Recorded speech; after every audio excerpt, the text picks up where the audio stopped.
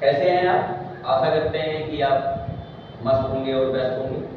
तो बेटा इसके पिछला जो वीडियो आया था वो हमने कूलाम लॉ पढ़ा था। कूलाम लॉ क्या बताता है? चार्जेस के बीच में फोर्स का मैग्नीट्यूड बताता है कि दो चार्जेस के बीच में कितना फोर्स लगता है।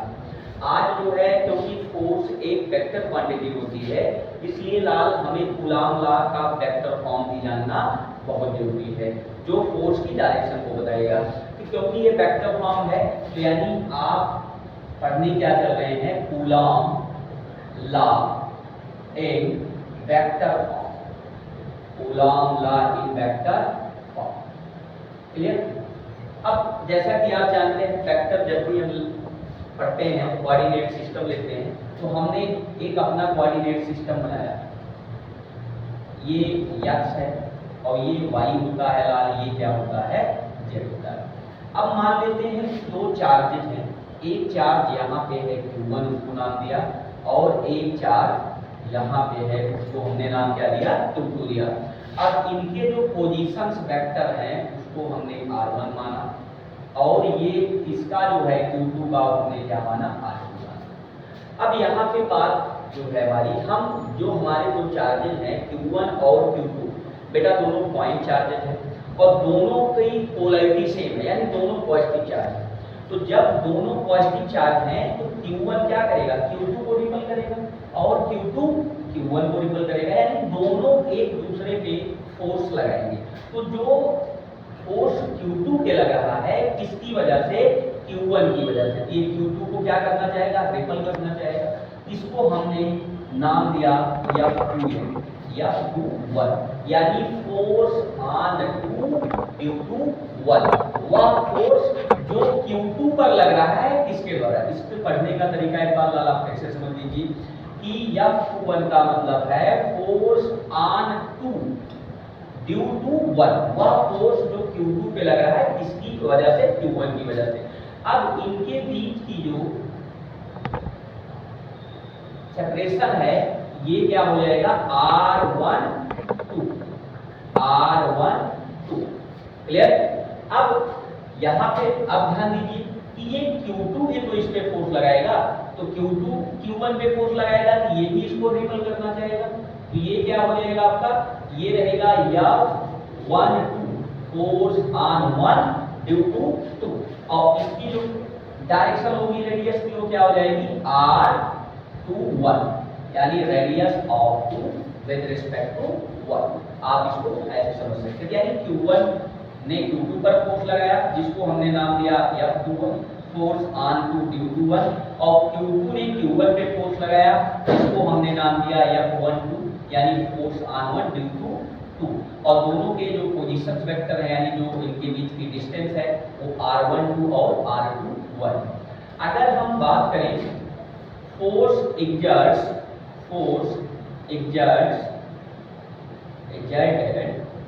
On q2 due to q1, यानी वह फोर्स जो किसकी वजह से लग रहा है? q2 की वजह से लगा कौन रहा है? q1 लग रहा है। तो यानी F21 इक्वल में क्या था? 1/4 पाई एप्सिलॉन नॉट, और उसके बाद q1 q2 अपान R12 का स्क्वायर, क्योंकि ये वेक्टर क्वांटिटी इसीलिए वेक्टर की डायरेक्शन देने के लिए हम क्या कर लेते हैं? यूनिट वेक्टर ले लेते हैं, जो कि आपका क्या होगा? R12। क्लियर? अब सेम इसी प्रकार सिमिलरली फोर्स एग्जर्टेड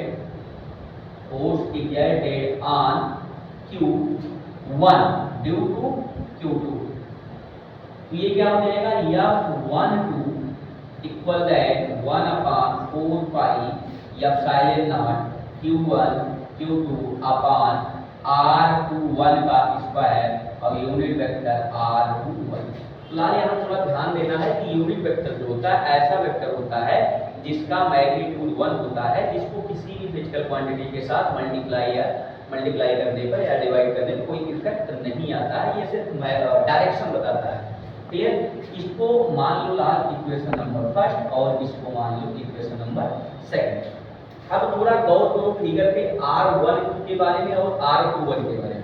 तो यहाँ से आपको लाल सीधा जैसे आप देख पा रहे होंगे R12 और R21 दोनों क्या है, इक्वल डिस्टेंसेज है, लेकिन दोनों की क्या है, डायरेक्शन अपोजिट है। तो हम लिखेंगे फ्रॉम फिगर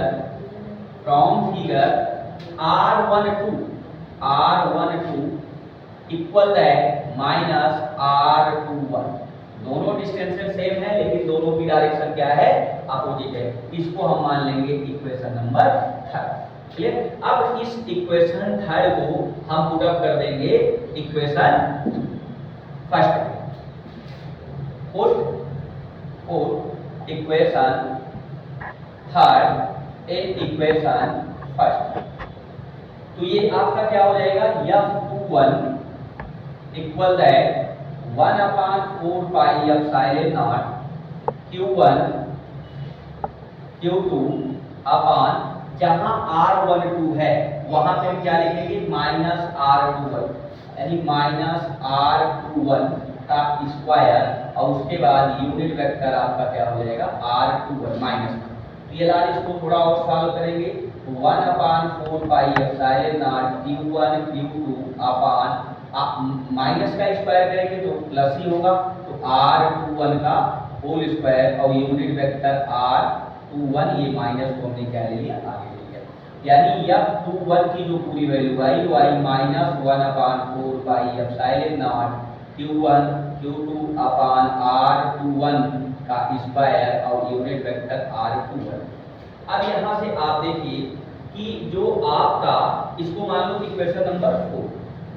अब थोड़ा इक्वेशन नंबर 4 को देखिए और इक्वेशन नंबर 2 को देखिए, तो दोनों में सारी वैल्यू सेम है, यानी F12 और F21 की सारी वैल्यू सेम है, लेकिन एक ही चीज डिफरेंस है कि बेटा ये फोर्स पॉजिटिव में, प्लस में है, पॉजिटिव फोर्स है, और ये फोर्स क्या है, नेगेटिव साइन के साथ है, नेगेटिव फोर्स है।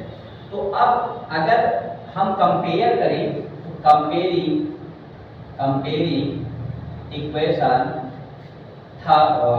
comparing equation second and equation 4, तो आपका लाल क्या आ जाएगा, F12 equal that minus F21, यही बेटा कूलॉम लॉ का वेक्टर फॉर्म।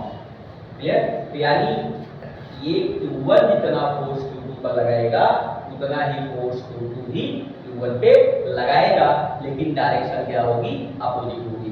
अब इसका एक्सटेंडेड फॉर्म भी है, तो अगर आपसे Coulomb law in vector form में पूछा जा रहा है तो आप इतना भी कर देंगे तब भी सही है, और बाकी इसके बाद अगर आप इसको और बढ़ाना चाहें, एक्सटेंडेड फॉर्म भी है, जिसको हम आगे आपसे डिस्कस करेंगे। तब तक के लिए बेटा मस्त रहो, व्यस्त रहो। यही आपका इक्वेशन क्या कहलाता है, Coulomb law in vector form कहलाता है।